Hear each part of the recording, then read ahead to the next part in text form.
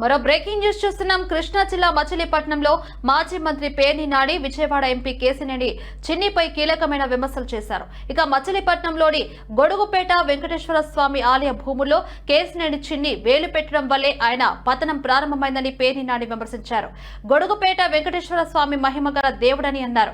గతంలో తెలుగుదేశం ప్రభుత్వం స్వామివారి ఆలయంపై కన్ను వేసి ఆ భూములను రెండో కంటికి తెలియకుండా కనకదుర్గమ్మ ఆలయానికి కేటాయించి కుటీల బుద్ధి ప్రదర్శించిందని ఆరోపించారు. మచిలీపట్నం గొడుగుపేట వెంకటేశ్వర స్వామి ఆస్తులపై కన్ను వేసినందుకే కేశినేని చిన్నికి ఈ పరిస్థితి ఏర్పడిందని, మున్ముందు చిన్నితో పాటు ప్రభుత్వ పెద్దలకు కూడా ఇదే గతి పడుతుందని మాజీ మంత్రి పేర్ని నాని వ్యాఖ్యానించారు. టీవీలో తప్పితే లేదా ఫోన్లో యూట్యూబ్లో తప్పితే ఆయన ఎప్పుడు నేను చూడలేదు. మాట్లాడితే దమ్ముగానే మాట్లాడుతున్నాడు శ్రీనివాసరావు, నేను కొలిగిపూడి నాతో మాట్లాడుతున్నాడు, నేనే చెప్తున్నానని చెప్తా. దాంట్లో నాకు భయపడాల్సిన అవసరం లేదు, అయితే చిన్ని అంటే నాకేం భయం లేదు. ఇక్కడ ఒకటి చిన్ని సమస్యల మీద నేను ఒకటైతే మాట్లాడదలుచుకున్నానండి. కేశినేని చిన్ని ప్రస్తుతం మునిగిపోతున్న నావలాగా కనబడుతున్నాడు మనకి. మంచి హుషారుగా ఎంపీ గెలవంగానే కన్ను మిన్ను కానకుండా బావులుగా స్పీడ్ బోట్ లాగా ఓకే ప్రకృతిని చీల్చుకుంటూ స్పీడ్గా వెళ్తున్నాడు.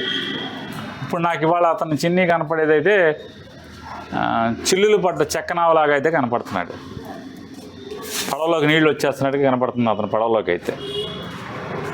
మొట్టమొదటిగా వద్దన్నా కొందికి మేము చెప్తున్నాం, దేవుడు ఆస్తి మా గొడుగుపేట వెంకటేశ్వర ఆస్తి జోలికి రాబాకు, వచ్చిన వాళ్ళు ఎవరో బాగుపడలేదయా అని చెప్తున్నా సరే ఆగకుండా కన్ను మిన్ను కానకుండా గొడుగుపేట వెంకటేశ్వర ఆస్తిని కబళించేదానికి ప్రయత్నం చేసిన పర్యవసానం మొట్టమొదటిగా సంవత్సరానికి 60 కోట్లు 70 కోట్లు సంపాదిస్తున్నట్టు లాగేస్తున్నటువంటి బూడిద లోకేష్ అతని చేతిలోంచి లాగేసుకున్నాడు. సో నోటికాడు బూడిద పోయింది. అది అయిపోయిన తర్వాత జగ్గయ్యపేట నందిగామ దగ్గర ఇసుక కూడా లాక్కునే మొదలైపోయింది. ఇప్పుడు ఇసుక గుట్టలు ఉన్నాయి కానీ ఆ గుట్టలు హైదరాబాద్ తోలనిచ్చే పరిస్థితి కనపడుతుంది.